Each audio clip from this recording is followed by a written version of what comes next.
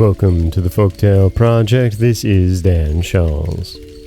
And today, for our final story in our selection of Christmas tales after Christmas, I have a special treat for you. I've long wanted to read, and maybe one day will, for the podcast, The Story of a Christmas Carol by Charles Dickens, but it's a story that we all know so well, has been told so many times by so many people, that I never really wanted to do it. But then, I found this story, and I hope you'll enjoy. It's very similar. In fact, I'd say it's probably a predecessor to The Story of a Christmas Carol. It is written by Dickens and was published in the Pickwick Papers, which was one of his first collections of stories.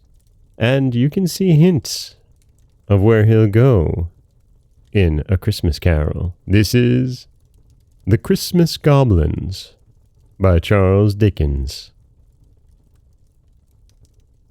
In an old abbey town a long while ago, there officiated as sexton and gravedigger in the churchyard one Gabriel Grubb.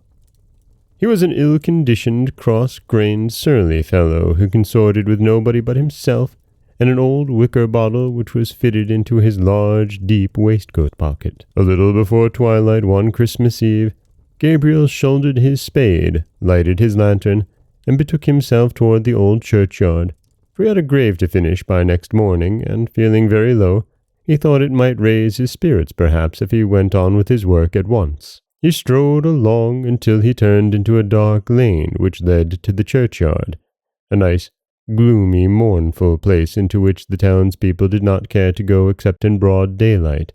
Consequently, he was not a little indigent to hear a young urchin roaring out some jolly song about a Merry Christmas. Gabriel waited until the boy came up, then rapped him over the head with his lantern 5 or 6 times to teach him to modulate his voice.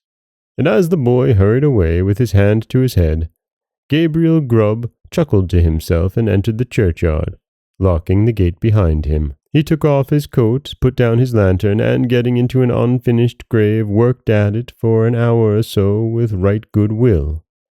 But the earth was hardened with the frost, and it was no easy matter to break it up and shovel it out. At any other time, this would have made Gabriel very miserable, but he was so pleased at having stopped the small boy's singing that he took little heed of the scanty progress he had made when he had finished work for the night, and looked down into the grave with grim satisfaction, murmuring as he gathered up his things, "Brave lodgings for one, brave lodgings for one.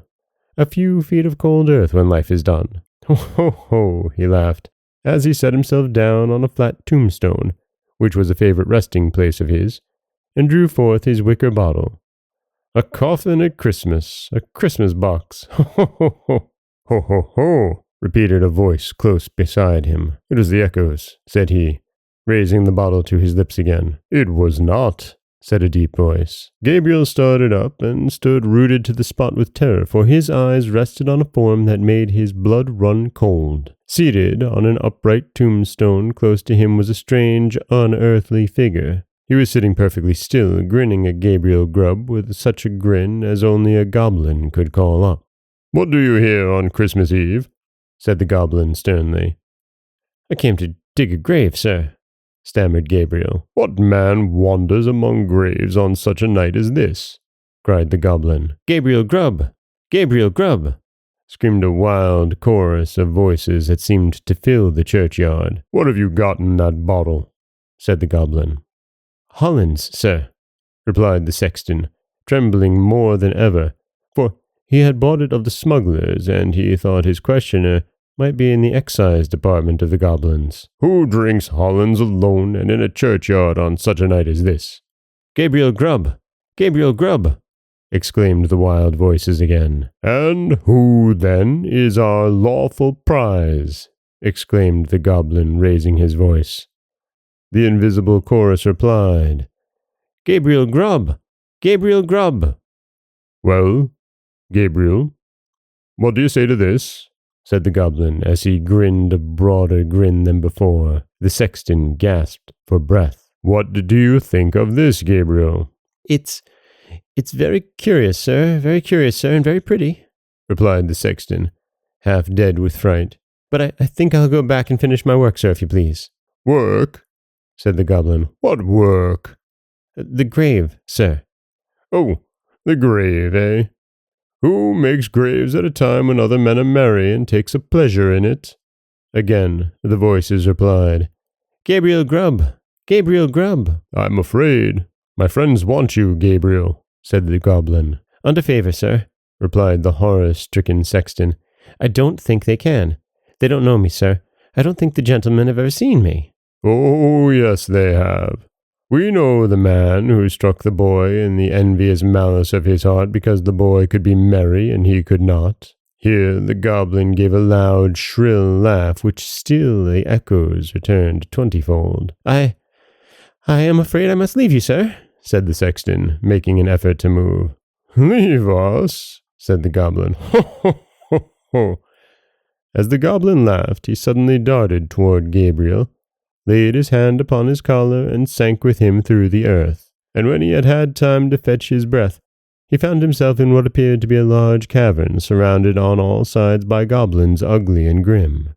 And now, said the king of the goblins, seated in the center of the room on an elevated seat, his friend of the churchyard, show the man of misery and gloom a few of the pictures from our great storehouses. As the goblin said this, a cloud rolled gradually away and disclosed a small and scantily furnished but neat apartment. Little children were gathered round a bright fire, clinging to their mother's gown or gambolling around her chair. A frugal meal was spread upon the table, and an elbow chair was placed near the fire.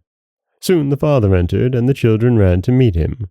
As he sat down to his meal, the mother sat by his side, and all seemed happiness and comfort. "What do you think of that?" said the goblin. Gabriel murmured something about its being very pretty. "Show him more," said the goblin. Many a time the cloud went and came, and many a lesson it taught to Gabriel Grubb. He saw that men who worked hard and earned their scanty bread were cheerful and happy, and he came to the conclusion it was a very respectable sort of a world after all. No sooner had he formed it than the cloud closed over the last picture, seemed to settle on his senses and lull him to repose. One by one, the goblins faded from his sight, and as the last one disappeared, he sank to sleep. The day had broken when he awoke and found himself lying on the flat gravestone with his wicker bottle empty by his side. He got on his feet as well as he could, and brushing the frost off his coat, turned his face toward the town. But he was an altered man. He had learned lessons of gentleness and good nature by his strange adventures in the Goblin's Cavern.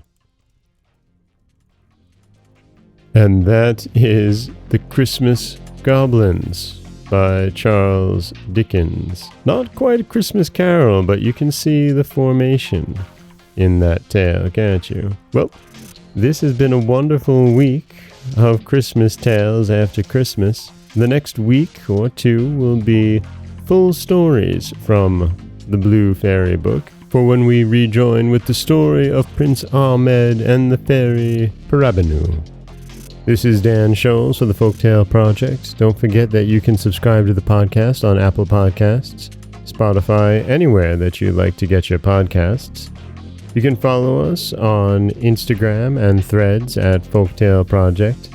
If you'd like to help support the project, you can head over to patreon.com/folktaleproject, or you could always just share the stories with someone you love.